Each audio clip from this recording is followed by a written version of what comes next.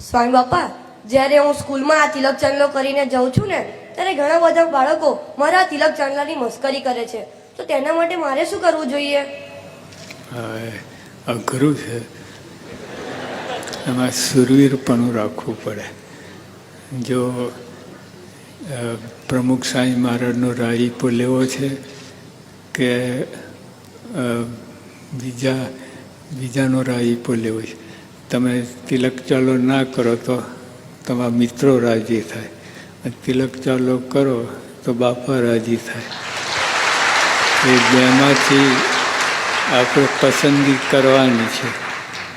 બાપાનો રાજીપો એટલે અબજો રૂપિયા, અને બીજા તમારા મિત્રોનો રાજીપો ફાસફૂસ્યું કાંઈ ના પ્રાપ્ત થાય.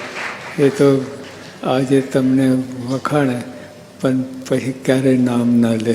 એ બધું એ લોકોનો રાજીપો કાંઈ કામનું નથી.